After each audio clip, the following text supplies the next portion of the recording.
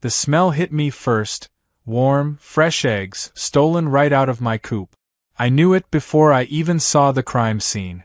My chicken, Henrietta, was squawking her little lungs out, feathers ruffled in outrage. And there she was, my neighbor, Karen, bent over my nesting boxes, swiping eggs with the precision of a seasoned thief. She wasn't even trying to hide it. No shame, no guilt, just stuffing my fresh eggs into her overpriced handbag like she had a coupon for them. Karen! I yelled, stomping toward her. She didn't even flinch, just turned around with that signature smirk that made my blood pressure rise. "Oh hey, didn't see you there," she chirped, as if I hadn't just caught her elbow deep in my chicken's hard work. "Didn't see me? You're in my backyard," I snapped, pointing at the fence she had so clearly ignored. My property line wasn't some vague suggestion. It was a reality she had decided to bulldoze right over. She sighed dramatically, clutching the stolen eggs like she was the victim. "Look, eggs are a natural product. Your chickens don't technically own them, right? And nature is meant to be shared," she said, as if she were delivering some profound wisdom instead of outright nonsense. I stared at her, trying to decide if I was in some kind of bizarre dream. "Karen, you climbed into my yard. You stole from me. How do you not see the issue here?" Karen scoffed, rolling her eyes so hard I was worried they'd get stuck. "Oh please. You have plenty. It's not like you even need all these. What, are you hoarding eggs like some kind of farm dragon?" I clenched my jaw. This woman had stolen from me before. Lemons from my tree, a bag of sugar off my porch, even my Amazon packages once, but this was personal. My chickens were my pride and joy. They weren't laying eggs for her entitled brunch cravings. "I work hard for these," I snapped. "My chickens work hard for these. If you want eggs, go get your own chickens." Karen waved a dismissive hand. "Of too much work. Anyway, I have to run. Brunch plans. You wouldn't understand." And with that, she turned, stepping right back over the fence as if she hadn't just committed grand theft poultry. I stood there, fuming, watching her disappear into her house like nothing had happened. That was it. This was the last straw. I wasn't about to let her waltz in and treat my backyard like a free-range grocery store. That night, as I sat at my kitchen table, staring at a fresh basket of eggs, an idea started forming. A delicious, evil, karma-infused idea. Karen wanted eggs? Fine. She'd get eggs. Just not the ones she expected. I picked up my phone and called Jake, my best friend and fellow neighborhood sufferer of Karen's nonsense. "How bad do rotten eggs smell?" I asked. There was a pause, then a low chuckle. "Bad enough that you're up to something." "I need a favor," I said, already grinning. By morning, the plan was in motion. Jake had come through with a batch of ripe eggs, weeks old, borderline toxic, the kind of eggs that could clear out a house. We swapped them into my coop, carefully positioning them where Karen wouldn't hesitate to steal. Then we waited. It didn't take long. Just before noon, like clockwork, Karen crept into my yard again, moving with the grace of a raccoon who thought it was being sneaky. I watched from my window, heart pounding with anticipation. She reached into the nesting box, grabbed a handful of eggs, and, without even looking, stuffed them into her fancy purse. I bit my lip to keep from laughing. Oh, this was going to be good. Later that evening, the first signs of disaster came in the form of a scream. A high-pitched, horrified wail from Karen's house, followed by the unmistakable sound of glass shattering. My phone buzzed, and I pulled up the neighborhood group chat. Karen was typing in all caps. "Who did this? The eggs were rotten. My kitchen smells like a landfill. My guests almost threw up. This is an act of war." I leaned back in my chair, grinning. Jake sent a message next. "Wait, you mean the eggs you stole?" The chat exploded. People laughing, some even egging Karen on with jokes about karma. She tried to defend herself, claiming she had permission, she didn't, that she had no idea, she did, but it was too late. The neighborhood had spoken. And I I just sat back, sipping my tea, enjoying the show. Nature had handled it perfectly. The moment Karen's scream tore through the neighborhood, I knew it had begun. I had been sitting in my kitchen, savoring the anticipation like a chef waiting for the soufflé of karma to rise. My phone was buzzing non-stop, the neighborhood group chat in full meltdown mode. Karen was furious, typing faster than she had ever moved in her life, spitting accusations left and right about how someone had poisoned her eggs and ruined her brunch. She wasn't just mad, she was unraveling. I leaned against my counter, watching as her rage continued to pour out in a string of dramatic texts. She claimed that the smell was unbearable, that her entire kitchen had been tainted by a stench so vile it was worse than a sewage plant on fire. Someone, probably Jake, replied with a simple LOL, which only made Karen explode further. She was demanding answers, threatening lawsuits, and going on about how her brunch was completely destroyed. I could only imagine the chaos inside her house. Rotten eggs weren't just bad, they were a different kind of horror.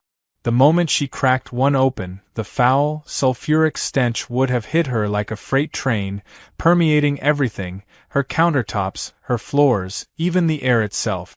And the best part? It wasn't just one egg. She had taken enough to ensure that her whole house would be haunted by the smell for days. A few minutes later, the messages stopped. Silence. And that's when I saw her.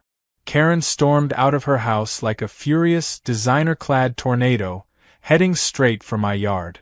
Her face was twisted in rage, her hair a frazzled mess, and I could see the remains of a ruined outfit, probably the one she had worn for brunch. I stepped outside, casually sipping my coffee, pretending to be surprised as she came barreling toward me. "You!" she screeched, pointing a trembling, manicured finger at me. "What did you do to my eggs?" I blinked innocently. "Your eggs?" I asked, tilting my head. "You mean the ones you stole?" Karen let out a frustrated growl, her fists clenched so tight her knuckles turned white. "That is not the point. They were disgusting. Do you have any idea what happened? I cracked them open in front of guests.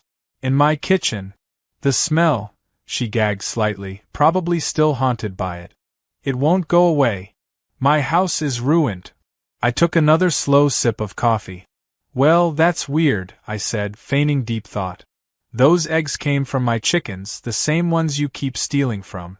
Maybe they just knew they were going to a thief and decided to go bad out of spite." Karen's eye twitched.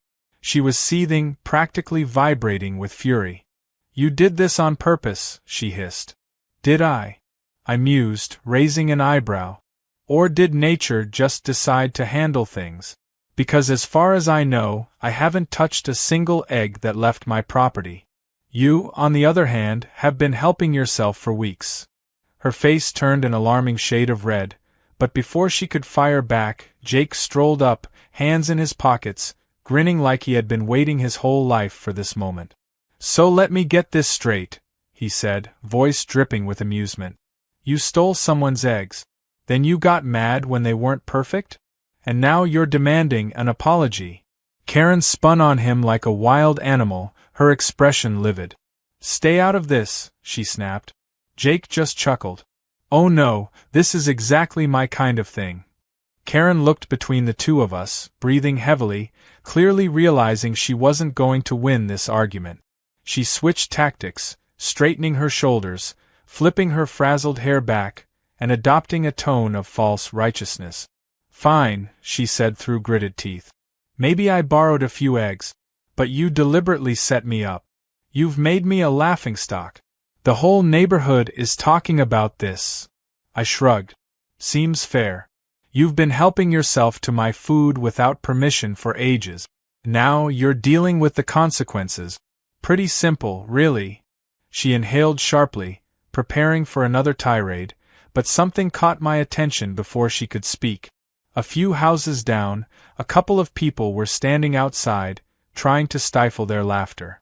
They had clearly been listening in. And they weren't alone.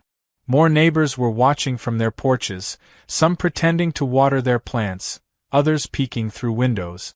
Karen had made quite a name for herself in the neighborhood, mostly for all the wrong reasons. Now, it seemed like karma was making sure everyone knew about it. Realizing she had an audience, Karen tried to regain control of the situation. She dramatically placed a hand on her forehead, as if she were about to faint. "I could have gotten sick," she wailed. "What if I had food poisoning? What if I had to go to the hospital? Do you even realize the trauma this has caused me?" Jake let out a low whistle. "Wow. So brave. Truly an inspiration." I fought back a grin. "You should probably go air out your house, Karen," I said. "That smell? It's going to linger. I'd say at least a week." Karen looked like she wanted to strangle me, but the realization that she had lost, completely, utterly lost, was sinking in.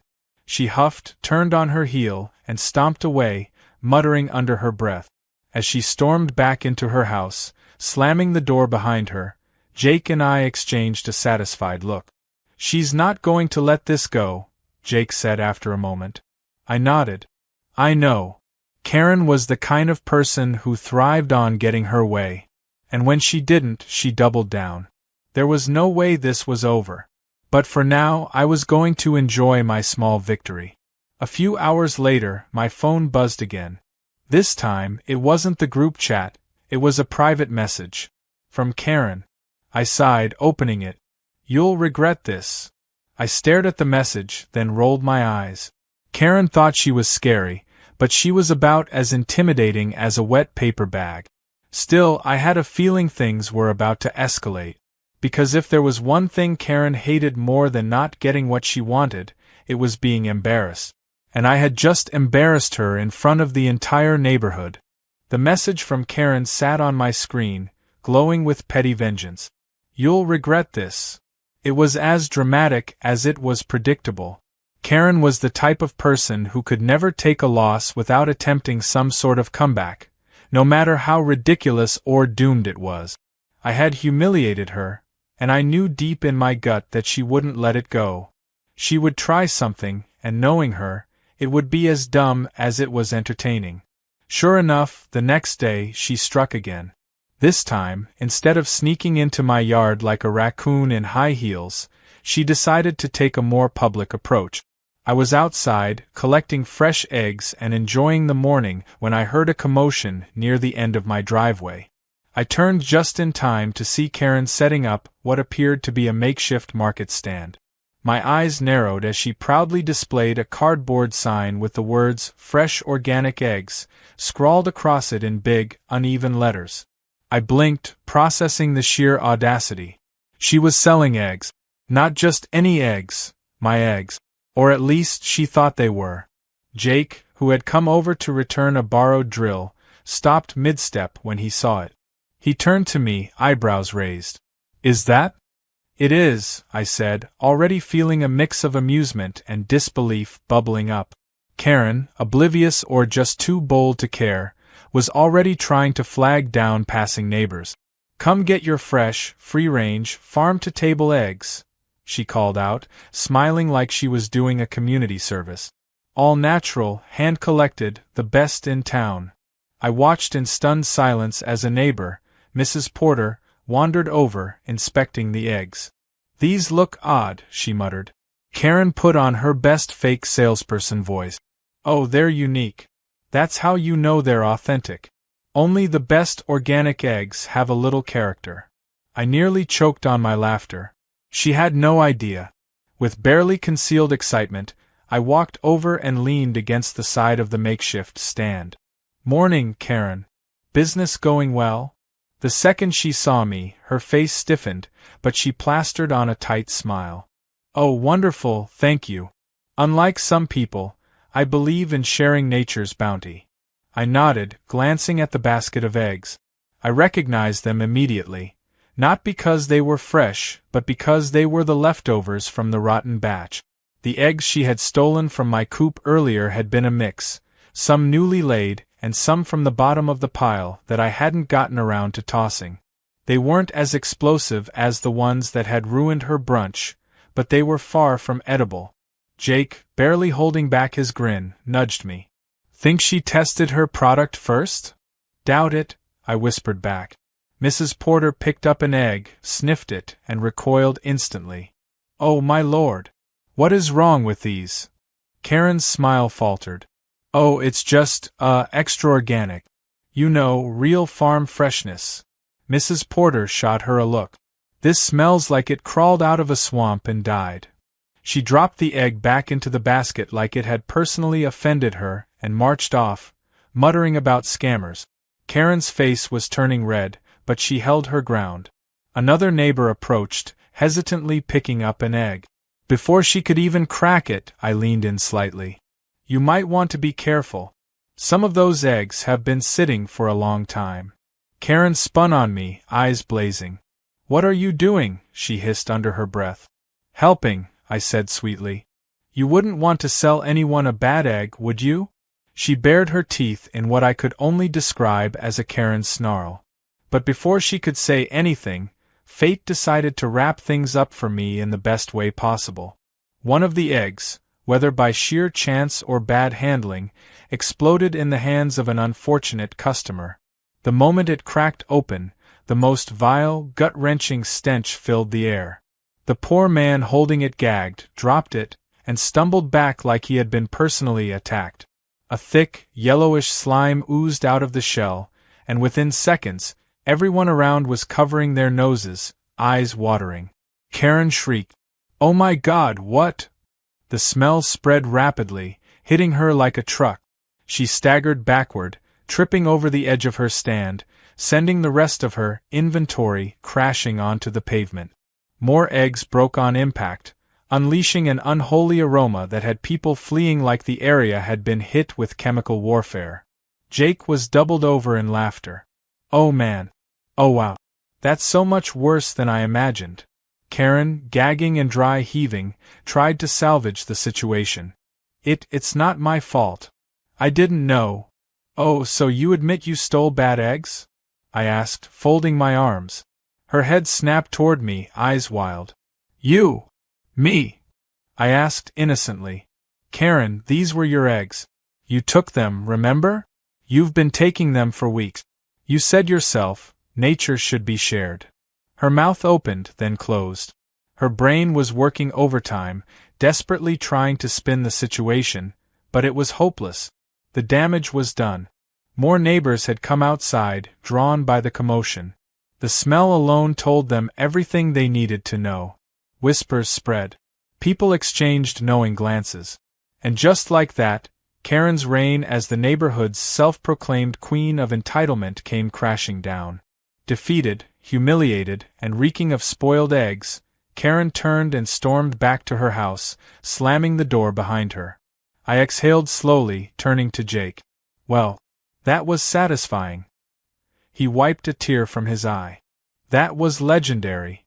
As the last of the rotten egg stench dissipated into the afternoon air, I felt something shift.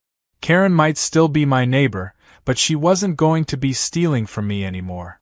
She had learned her lesson in the most memorable way possible.